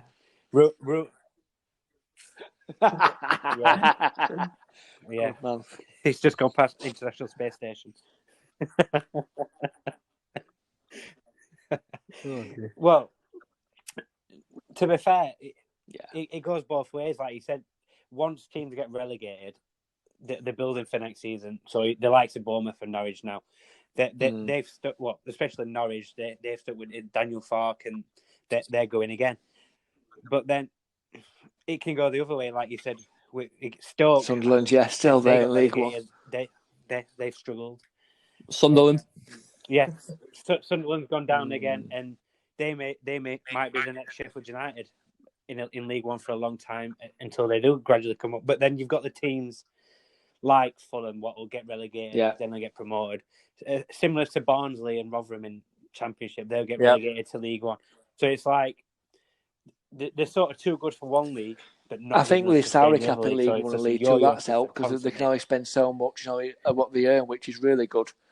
Whether it actually represents a level playing field, who knows? Because there's that many different, not examples, but different ways of getting around it. So you can register so many players, but not register to 21 players, and you can spend so much on one player, but not on another player. So I think salary caps are good when you look at like American sports like NFL, NHL, NBA. They've all got salary caps, and you have different winners every year.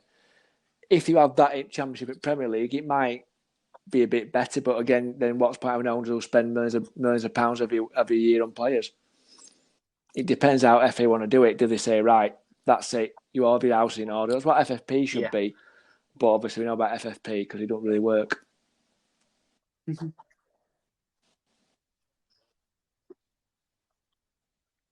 Well, yeah. Yep. Well, again, financial fair play. You got to look at Man City, for example. They're getting a 2-year ban from Europe, and then next thing you know, it's contested. And it seems like Chelsea, they got their transfer ban, and then some of that got uplisted. It seems that when people are getting banned for sort of financial fair play aspects of it, once you contest it, the bans are getting reduced or uplifted. So I think there needs to be like America's put like a commissioner of each league. So for me, something like Simon Jordan at Premier League as a commissioner would be fantastic because it'd keep it together. You won't have clubs spending willy-nilly. You won't have clubs going out of business because they can't keep their house in order. Somebody like him would be able to manage every club as a commissioner to ensure all their house in order. And you might have a bit more of a fairer system where something like Liverpool are not winning the league by 30 points, and something like West Brom might spend as much money as Liverpool, which is never going to happen. But if you had somebody there to manage it, it might be more competitive. And I think COVID unfortunately is a bad thing, but I think for football it's been a good thing. It's kind of resetting the game, the leagues, the teams, not to spend what they can't afford.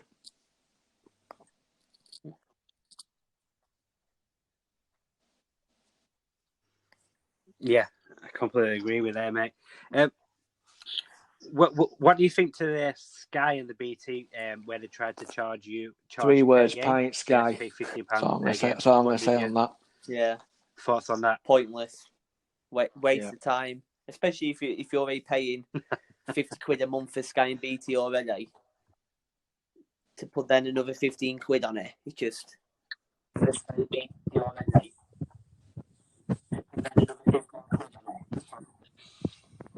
Crazy. Yeah, well, this is the thing. Like you said, you're paying a package for BT, you're paying a package for Sky, and then even now you're having to pay Amazon Prime if you want to watch that. So but just to watch a football game, sometimes you're talking probably 90 quid plus for all your packages. I think Spain does it, where they have like a La Liga TV. I think Premier League wants that, don't they, really? Where you pay 15 quid a month and you can watch all the Premier League games. And I think that'll be the way they go in the end. Obviously, Sky and BT won't like it. But it's like Amazon, that's what they're trying to do, aren't they? When they have a full week of games, pay a tenner a month or get your free month and all that. I think that one day that will come in where people pay 20 quid a month to watch all the Premier League games, or 20 quid a month to watch all the Championship games. It'll be like... Sorry, go on. And that's how it should be. So when I was in America, massive company over there, ESPN, we had the Sky package. So you could, I believe it was ESPN or and you pay so much a month, you can watch the Premier League games, and there's like NBC. There's loads of different, like a bit like Sky, but you can broadcast the English games and you can see them. Whereas like Sky as well, for example, they only broadcast say 1 or 2 games, and you can't see the rest. So if I go to a different country, I can choose which Premier League game I can watch, especially the Saturday 3:00 kickoffs. None of them get broadcasted. Obviously, they do now because of COVID reasons.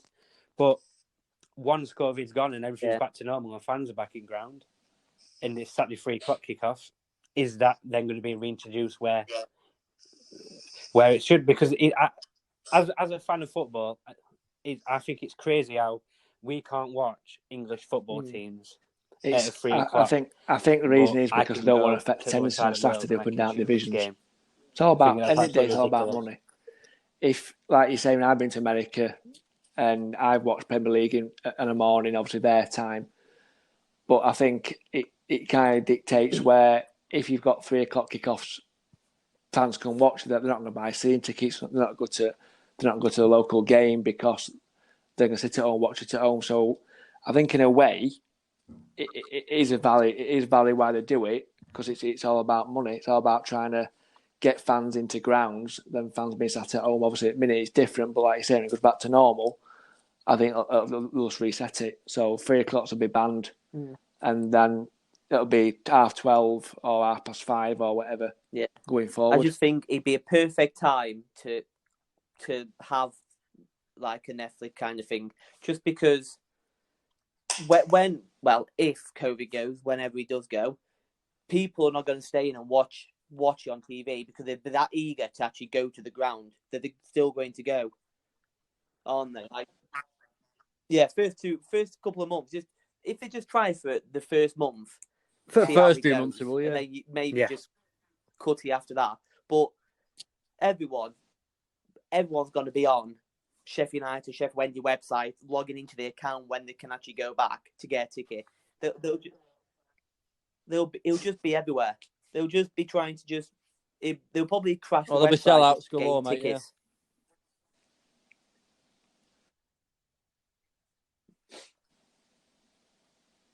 Remember, it's how it used to look like. You're right. Before COVID. Really there, mate. Thank God, that's a dream these days, isn't it?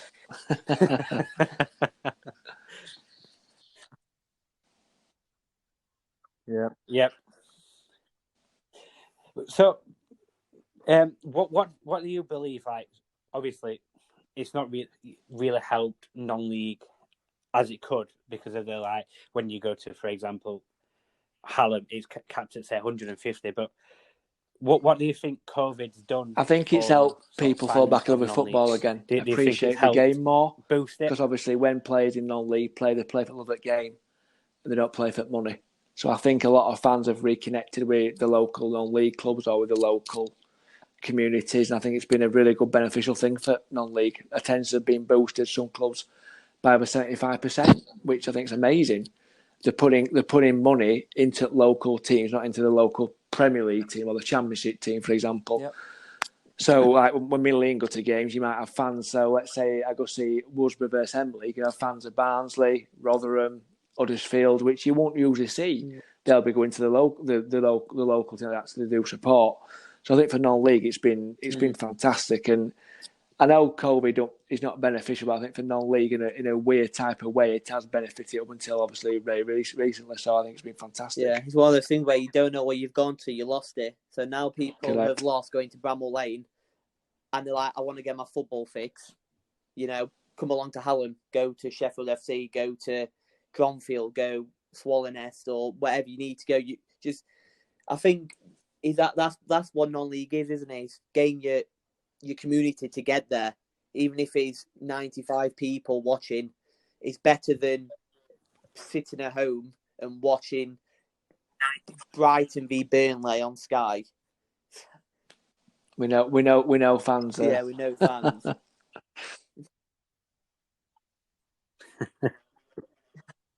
Yeah, true. So I wanted to get all these non-league blog posts out on my blog if it went for lockdown, to be fair, as well. So you're absolutely right. I've got massive respect for non-league again. I used to have. And I think if like on social media, like honestly, it's a fantastic game. I recommend it to anybody. North Ferriby, especially like a competition, you can sell tickets most. It's a bit of banter between two clubs, but it gets people talking. It gets people engaging with local clubs, and it gets people to those games, which is, I think, it's absolutely fantastic.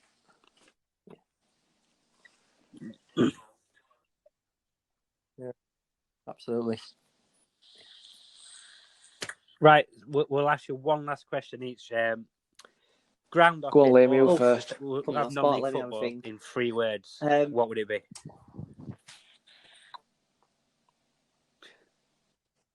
I would say probably. Oh, go on, Dan. You go first, and I'll come up with 3. In 3 words, it's for everybody. Yeah. Better than whatever I've got. I like that one. Fantastic. Oh, come on, Smithy, you're killing me. Guilt now. It's 9:20. I ain't to bed soon. Come on, man. I was gonna say fun, proper football.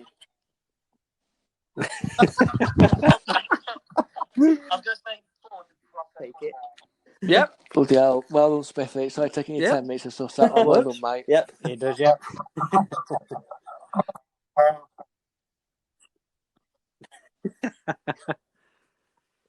Right. If I could do one for non-league, then not one for ground upping, I'd say no. And I think for ground upping, to suss it in 3 words, to me, it's like a religion. You believe it, you do it for love nor money. You believe it. It's that weird, it's that thing where you say, "Oh, where are you off to this weekend?" Like, "Oh, I'm off to Armthorpe," and they're like, "Yeah, what? Yeah, what?" But it's like, why would you go there? I'm like, well, why not? Like, if you've never been, you just won't know. Like, you see people see like, oh, these massive 40,000 seat stadiums and stuff. Like, get to proper non-league where you're going to Armthorpe and you're going to these small little grounds which don't have many fans, and they need your money more than Sheffield United need your money, or Sheffield Wednesday, or Man City, or Man United. Oh, Gil, when do you need much money they can get? Well, Give up Wednesday now. do, yeah.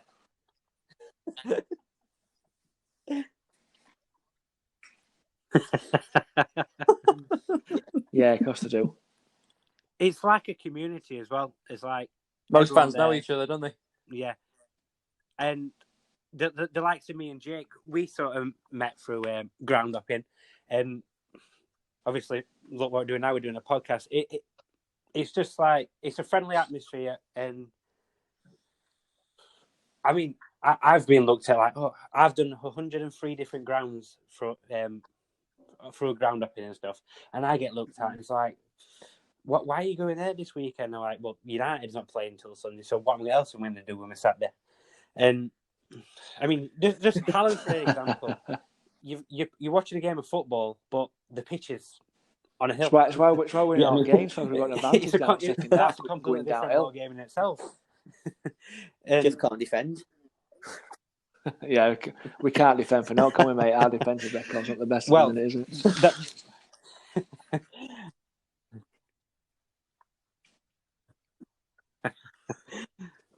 My primary school intake, our Course you have. football Course pitch you used have. to be on hill, so you've got your pros and cons for each side, I guess.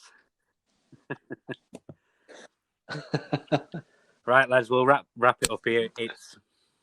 It's been nearly 2 hours. It's been fantastic. Welcome anytime.